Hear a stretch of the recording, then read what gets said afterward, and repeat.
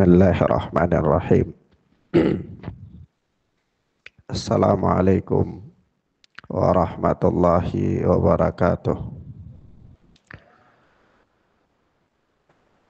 Alhamdulillahilladzi hadana lil Islam wa manna alaina bih wa akhrajana fi khairi ummatin fanas'aluhu at-taufiqa lima yuhibbu wa yarda wal hifdha mimma yakrahu wa yaskhad wa nusalli wa nusallimu ala habibina wa sayyidina Muhammad ibn Abdullah wa ala alihi wa ashabihi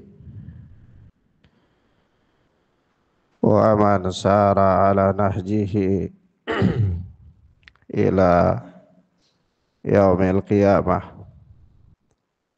Amma ba'd. Akhwana fiddin, a'azzani Allah wa iyyakum. Kita masih dengan kitab Aqidah Salaf Ashabul Hadis oleh Al-Imam Abu Uthman As-Sabuni rahimana wa rahimahullah.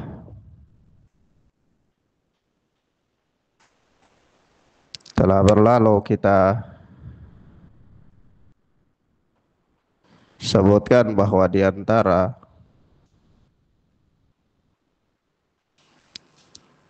perangai Ashabul Hadis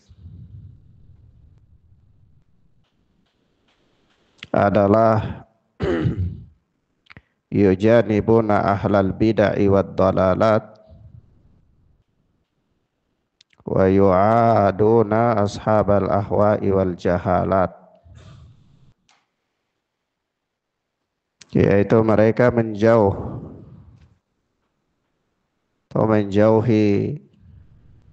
ahlul bid'ah dan para pengusung penyimpangan, serta mereka memusuhinya dalam artian mereka selalu membantah setiap pemikiran dan penyimpangan yang datang dari kalangan ashabul ahwa wal jahalat. Sampai-sampai suatu ketika kata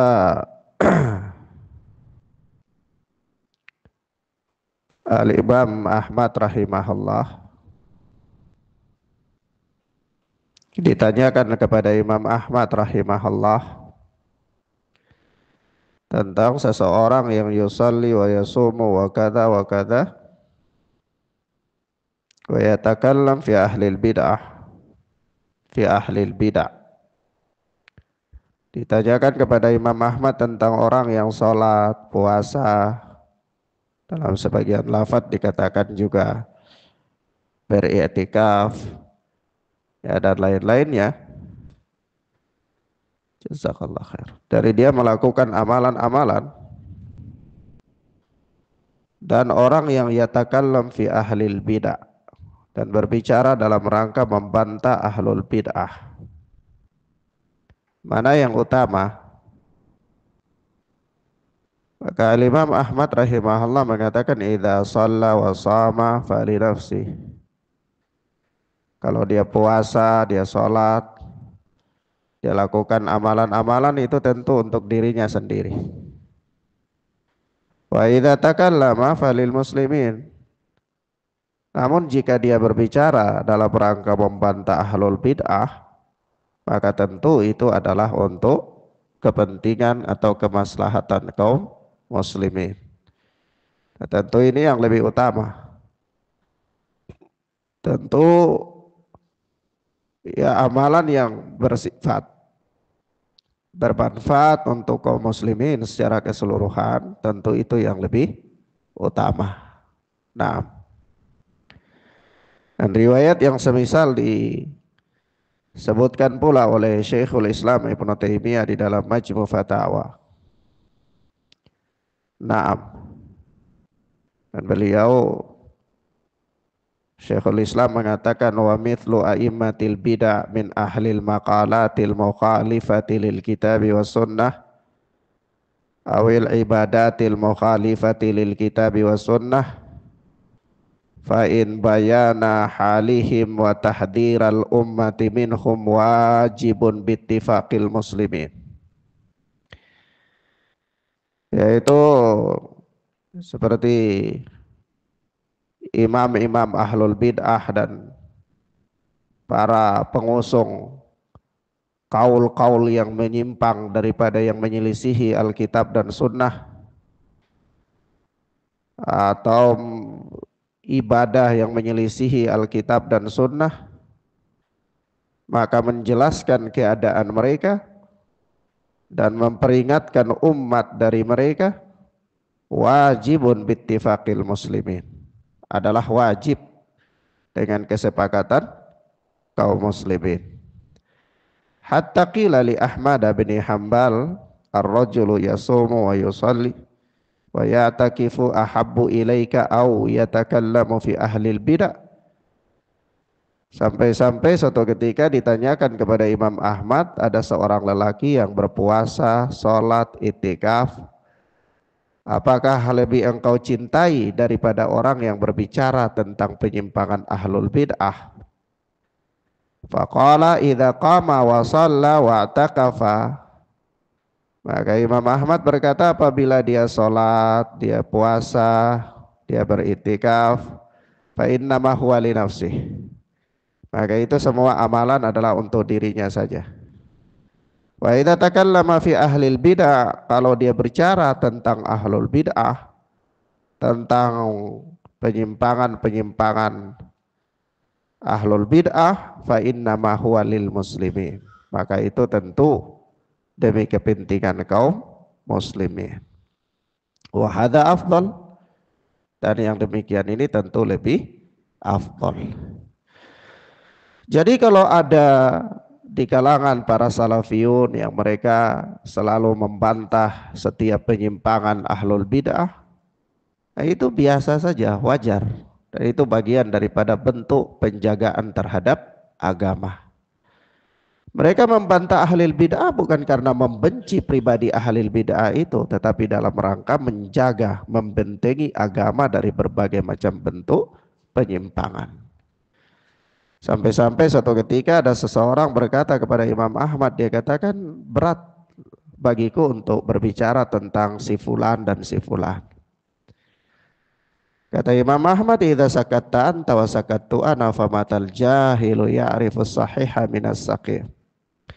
Kalau engkau diam, saya diam, siapa? Bagaimana orang yang tidak tahu bisa mengerti yang benar dari yang salah? Ya.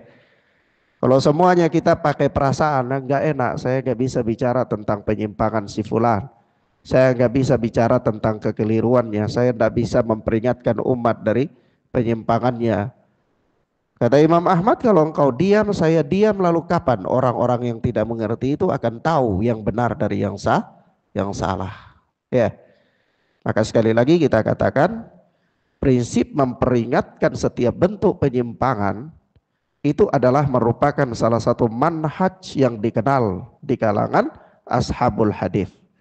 Dan ingat, mereka melakukan itu tidak dibangun di atas kebencian, tidak dibangun di atas fanatisme golongan, tidak dibangun di atas asabiyah, kekelompokan, tetapi mereka melakukan itu semua dengan ikhlas untuk menjaga kemurnian agama. Jadi orang yang bicara tentang bentuk-bentuk penyimpangan pun harus ikhlas. Tidak boleh masukkan urusan-urusan pribadi di dalamnya, ya. Nah, taib. Kemudian selanjutnya berkata Al-Imam As-Sabuni rahimana wa rahimahullah, wa yaqtaduna bin Nabi sallallahu alaihi wasallam wa bi ashabihi alladhina hum kan nujumi bi ayyihim ihtadau. Kama kana Rasulullah sallallahu alaihi wasallam yaqulu fihim. Dan mereka ashabul hadis itu mereka berpanutan kepada Nabi, berteladan kepada Nabi sallallahu alaihi wasallam dan kepada para sahabat Nabi sallallahu alaihi wasallam.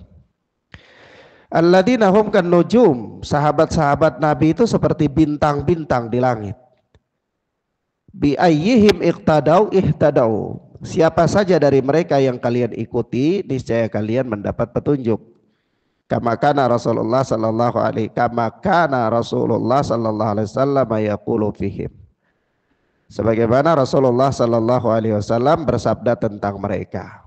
Nah, ini ucapan Al-Imam As-Sabuni ini mengisyaratkan kepada hadis Nabi, ya. Ada hadis Nabi yang berbunyi ashabi kan nujum. Sahabat-sahabatku itu seperti bintang-bintang di langit. Bi ayyihim iqtadaitum ihtadaitum. Siapa saja dari mereka yang kalian ikuti, niscaya kalian dapat petunjuk. Tapi hadis ini hadis yang batil. Hadis yang batil, baik secara makna maupun secara sanad.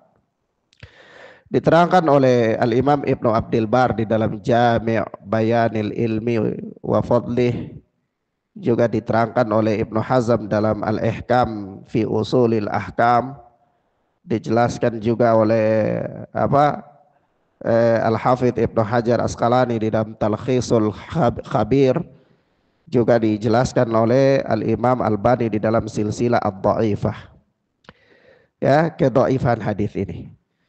Jadi kalau Al-Imam As-Sabuni mengisyaratkan kepada hadis ini dhaif.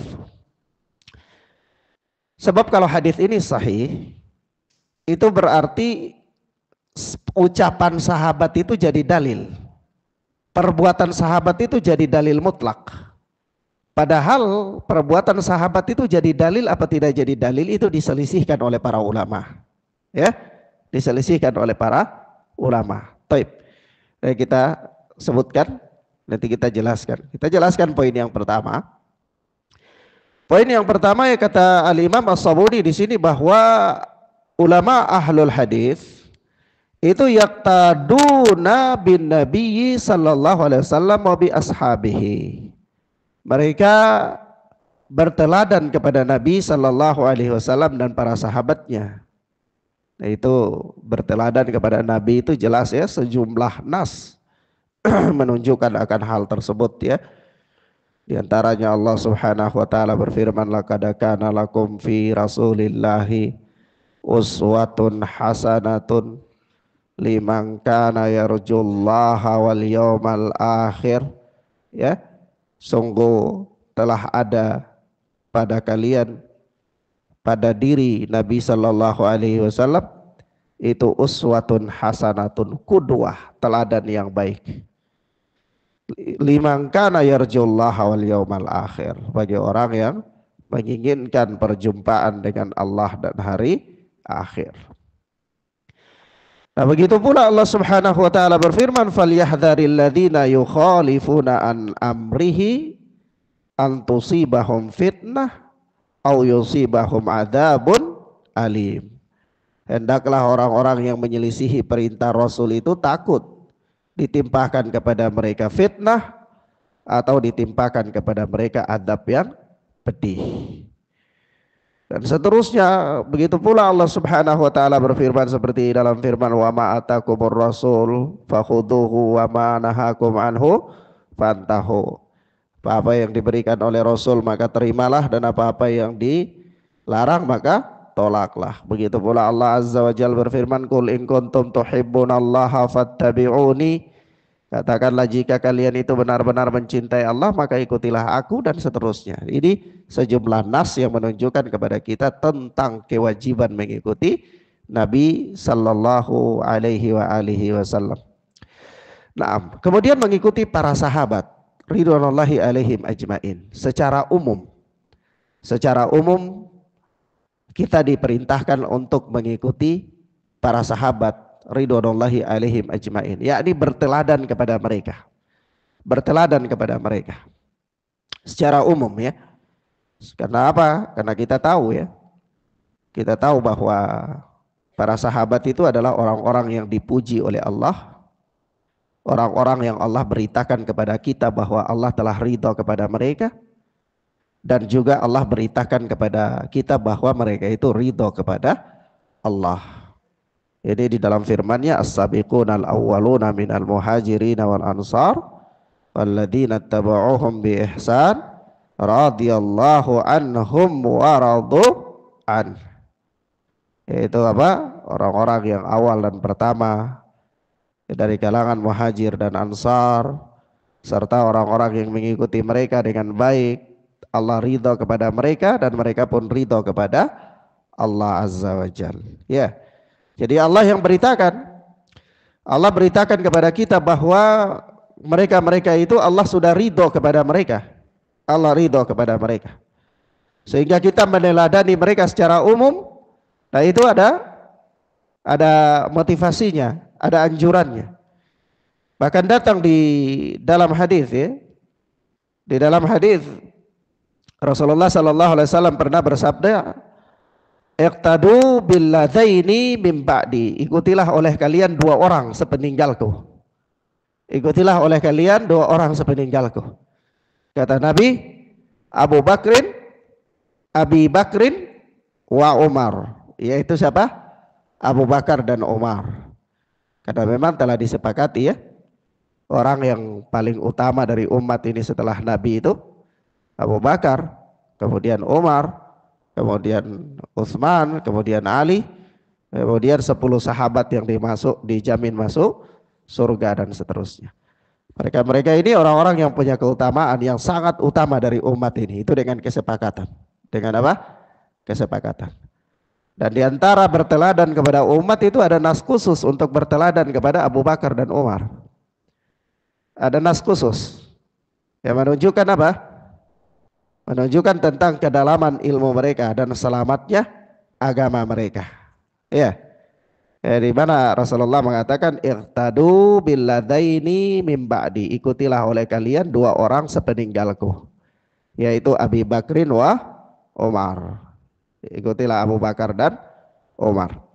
Secara umum juga Rasulullah sallallahu alaihi wasallam bersabda, "Fa'alaikum bisunnati wa sunnatil khulafa'ir rasyidin al-mahdiyyin min ba'di. Adu 'alaiha bin nawajid."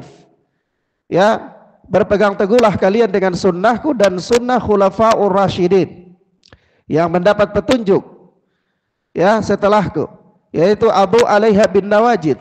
Gigitlah sunnah mereka itu dengan gigi gerahangmu. Ya, jadi ada perintah juga untuk mengikuti sunnah khulafa'u ar-rasyidin. Taib. Ikhwan, a'azzani Allah wa iyyakum, di sini ada satu permasalahan penting yang ingin Anda sampaikan. Pertama, ya, permasalahan penting itu yang pertama, kita telah sepakati dan telah bersepakat umat ini bahwa dalil di dalam agama ini yang pertama Al-Qur'an. Iya. Yang kedua sunnah yang sahihah. Sunnah yang sahihah. Yang ketiga ijma. Yang ketiga ijma.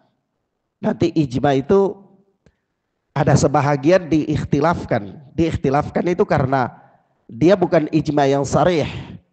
Dia hanya ihtimal, kemungkinan ijma saja. Misalnya gini, kemungkinan ijma itu misalnya gini.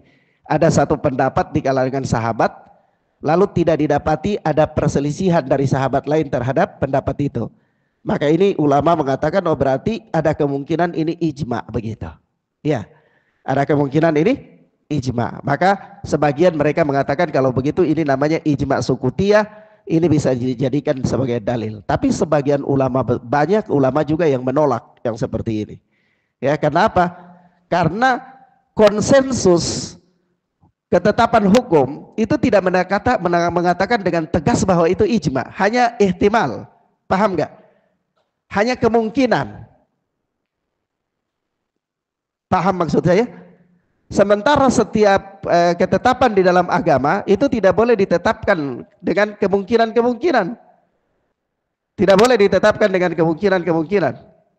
Jadi mereka yang mengatakan, dah ini harus ada ketetapan yang pasti, harus ada kejelasan yang pasti. Mereka menolak yang seperti ini. Paham ya? Tapi yang jelas anak ingin katakan yang pertama Alkitab, yang kedua sunnah, yang ketiga ijma. Yang ketiga ijma. Yang keempat qiyas yang sahih. Walaupun qiyas itu diperselisihkan oleh para ulama juga. Tetapi yang jelas qiyas yang sahih itu bisa dijadikan sebagai hujjah. Yang berikut adalah pendapat-pendapat sahabat atau perbuatan-perbuatan sahabat. Perbuatan-perbuatan sahabat atau pendapat-pendapat sahabat itu jadi hujjah apa tidak? Kan kita sudah katakan bahwa sahabat itu orang-orang yang diridai oleh Allah, sahabat itu Allah puji mereka ya. Bahkan sahabat itu kata Nabi apa? Khairun nas qarni thumma alladhina yalunahum thumma alladhina yalunahum. Sebaik-baik manusia adalah orang-orang yang hidup pada zamanku, kemudian setelah mereka, kemudian setelah mereka. Bahkan datang di dalam hadis senantiasa umat ini berada dalam kebaikan selama masih ada di tengah-tengah mereka orang yang melihatku dan bersahabat denganku, dan seterusnya ya, sejumlah nas. Jadi apakah ucapan atau perbuatan sahabat itu jadi dalil atau tidak? Disebutkan oleh Al-Imam An-Nawawi rahimana wa rahimahullah di dalam mukaddimah syarah Sahih Muslim. Kata Imam An-Nawawi begini, wa amma madhabus sahabi fadhahaba jumhurul ulama minal fuqaha'i wal usuliyin ila annahu laysa bihujjatin ala ghairihi sawa'un khalafahu sahabiyyu sawa'un khalafahu sahabiyun akhar amla wa dhahabat ta'ifatun ila annahu hujjatun fa in khalafahu ghairuhu falaysa bihujjah. Kata Imam Nawawi, adapun pendapat sahabat maka mayoritas ulama dari kalangan fuqaha dan usuliyin berpendapat bahwa dia bukan hujjah yang mengikat, dia bukan dalil yang mengikat. Ucapan sahabat itu bukan dalil yang mengikat. Sama saja apakah ada pendapat yang menyelisihinya atau tidak ada yang menyelisihinya. Sementara sebahagian yang lain berpendapat bahwa dia adalah hujjah. Fa in khalafahu ghairuhu falaysa bihujjah. Namun kalau ada pendapat lain yang menyelisihi maka dia bukan hujjah. Maksudnya begini. Jadi Imam Nawawi itu membawa keterangan ini ada dua kelompok ulama dalam menghadapi ucapan atau perbuatan sahabat. Jumhur ulama dari kalangan ahli fikih dan ahli usul mengatakan bahwa pendapat sahabat itu bukan dalil yang mengikat. Sama saja.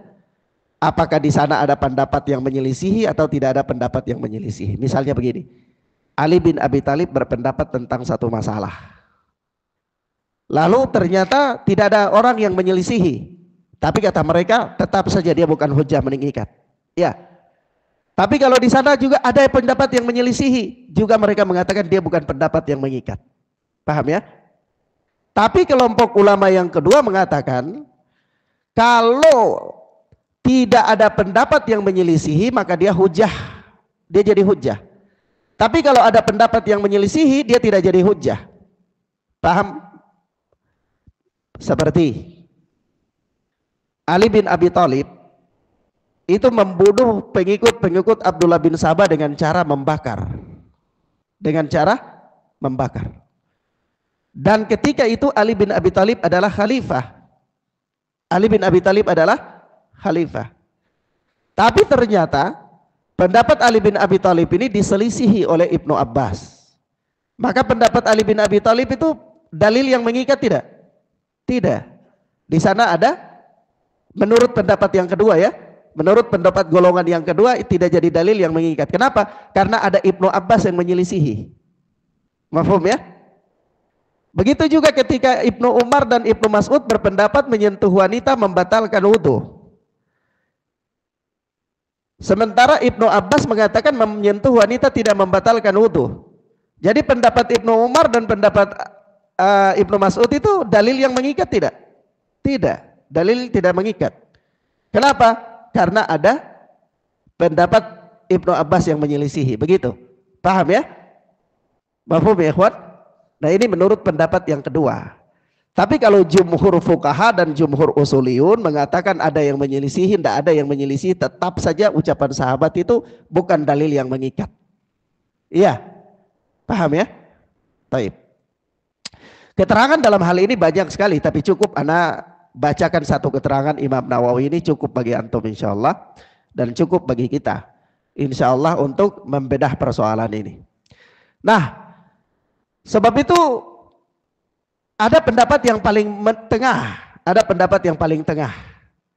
Pendapat yang paling tengah itu pendapat yang disebutkan oleh Ibnu Qayyim Al-Jauziyah di dalam I'lamul Muwaqqi'in. Pendapat yang disebutkan oleh Ibnu Qayyim Al-Jauziyah di dalam I'lamul Muwaqqi'in. Dan itu juga adalah merupakan pendapat yang dianut oleh Syekhul Islam Ibnu Taimiyah, dan saya sendiri merasa lebih tenang untuk memegang pendapat ini. Kata beliau begini, amma idza qala sahabiyyu qawlan wa lam yu'lam lahu mukhalifun minas sahabah fahal yakunu hujjatun am la. Adapun apabila seorang sahabat mengucapkan satu pendapat dan tidak diketahui ada sahabat lain yang menyelisihinya, fahal yakunu hujjatun am la, apakah dia menjadi hujjah atau tidak. Fihi qaulani lil ulama, dalam hal ini ada dua pendapat di kalangan ulama. Wahuma riwayatani an Ahmad, dua-duanya adalah riwayat dari Ahmad. Wasahi annahu hujjah, dan yang benar dia adalah hujjah. Fa in ikhtalafa as-sahabah fala yakunu qaul ba'dihim hujjah ala ba'din. Kalau para sahabat berselisih, maka pendapat sebahagian bukan hujjah atas sebahagian yang lain. Wala ala man ba'dahum, dan juga bukan hujjah bagi orang-orang setelah mereka. Wa takunu hujjah dalilu syar'i min kitabin au sunnah au ijma. Kalau dalam posisi seperti ini, maka dalilnya itu adalah kitab, sunnah atau ijma. Maksudnya begini, Ibnu Qayyim memegang pendapat yang tengah, yaitu kalau kalau ada pendapat sahabat dan tidak diketahui ada yang menyelisihinya, berarti jadi hujjah. Tapi kalau ada yang menyelisihi, maka mereka mengatakan ini dua-dua tidak bisa jadi hujjah mutlak. Dalam posisi seperti ini, hujjah adalah Alkitab, Sunnah, dan Ijma. Pendapat mana di antara mereka yang mampu mendatangkan kitab, atau mampu mendatangkan Sunnah, atau mampu mendatangkan Ijma, pendapat itulah yang benar. Paham ikhwan? Oleh sebab itu ada kaidah begini, al-ijtihad la yunqadu bil ijtihad. Ijtihad itu tidak bisa membatalkan ijtihad yang lain. Kenapa? Karena ijtihad itu punya kedudukan yang sama dalam hukum, punya kekuatan hukum yang sama. Ijtihad Abu Bakar dengan ijtihad Umar punya kekuatan hukum yang sama. Ijtihad Ibnu Abbas dengan ijtihad Ibnu Mas'ud punya kekuatan hukum yang sama. Jadi tidak bisa kita unggulkan pendapat Ibnu Mas'ud di atas pendapat Ibnu Abbas kalau mereka berdua-dua berselisih pendapat dalam satu masalah, dalam hal yang bersifat ijtihadiyah. Paham ya? Kalau Utsman bin Affan berbeda pendapat dengan Abu Dzar Al-Ghifari, kita tidak bisa mengunggulkan salah satu dari kedua-duanya kalau dalam hal ijtihad yang tidak ada dalil yang sharih. Kenapa? Karena ijtihad punya kedudukan hukum yang sama. Iya. Dalam posisi seperti ini, kita harus cari pendapat mana yang lebih kuat atau yang lebih didukung oleh Alkitab dan Sunnah. Mafhum ya ikhwan? Sebab apa? Sebab kalau kita hanya mengatakan ini pendapat, maka ada ratusan bahkan ribuan pendapat manusia, dan mereka semuanya juga ulama. Iya. Tetapi kita lihat mereka membangun pendapat mereka itu di atas dasar apa? Dalil yang sahih, ataukah kias, ataukah dalilnya lemah? Ya. Mafhum ya? Sebelum kita ambil untuk menjadikan dia sebagai hujjah.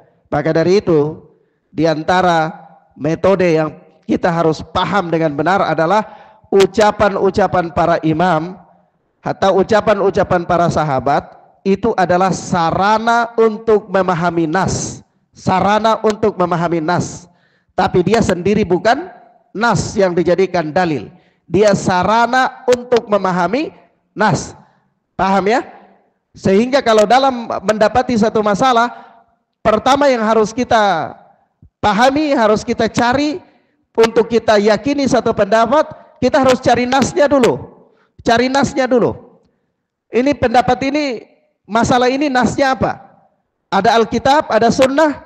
Kalau ada baru kita cari pendapat ulama. Untuk apa? Untuk memahami nas itu. Karena kita sendiri kurang memahami nas. Karena kekurangan ilmu kita, sedikitnya ketakwaan kita, sehingga kita butuh orang yang lebih berilmu, kita butuh orang yang lebih bertakwa untuk memahami nas.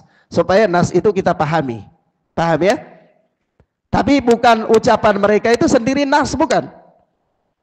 Bisa dipahami, ikhwan? Nah, kalau kelas sahabat pun seperti itu, maka tentu di bawah mereka lebih jauh lagi, ya. Maka saya kadang-kadang mengalami kebingungan kalau orang-orang di zaman sekarang ini ketika dia bicara agama itu dia selalu mengatakan ini ucapan sefulan, ini ucapan sefulan, ini ucapan sefulan. Maka kita katakan ucapan-ucapan sefulan itu bukan, sefulan dan sehalan itu bukan dalil, ya. Yang dalil itu adalah Alkitab dan Sunnah. Ucapan Syekh Fulan itu untuk memahami nas, sehingga kalau ada satu nas sudah jelas, sudah bisa dipahami dengan gamblang secara makna, lalu ada pentakwilan dari kalangan para ulama, maka kita katakan takwil itu batal. Kenapa? Nasnya sudah jelas, sudah bisa dipahami. Kecuali nas belum bisa dipahami. Paham maksudnya, ikhwan? Misalnya begini, ada orang mengatakan ini, ada nas mengatakan dia mengangkat dengan tangan kanan, lalu kita mengatakan enggak, itu dia mengatakan kekuasaan. Enggak bisa. Takwil itu kita enggak percaya. Kita enggak mau. Kenapa? Sudah jelas mengangkat dengan tangan kanan, misal. Iya. Atau dia mengatakan ya, kul biyaminik, makan dengan tangan kanan si fulan. Lalu ada syekh mengatakan, enggak, itu makan dengan tangan kanan karena utama saja, karena barangkali waktu itu tangan kirinya ada kotor. Ini kita katakan ihtimal ini batal, nggak pakai. Nasnya jelas dapat dipahami, yaitu makan dengan tangan kanan, begitu. Kecuali nasnya tidak dapat dipahami. Kecuali nasnya tidak dapat dipahami. Kenapa? Karena ucapan-ucapan para ulama, ingat, garis bawahi sekali lagi. Ucapan-ucapan para ulama adalah sarana untuk memahami nas. Sehingga apabila nas itu sudah jelas, gamblang, sudah dapat dipahami, maka tidak lagi membutuhkan penakwilan untuk pemahaman. Paham maksud saya? Paham ya? Sehingga kalau dikatakan begini, mengusap khuf itu mengusap di atas khuf, sudah jelas. Jadi tidak usah ada takwil. Nanti ada ulama mengatakan, oh enggak, itu mengusap khuf di atas itu karena waktu itu di bagian atas sepatu Rasulullah itu yang kotor, bagian bawahnya enggak. Itu kan mulai ihtimal lagi itu.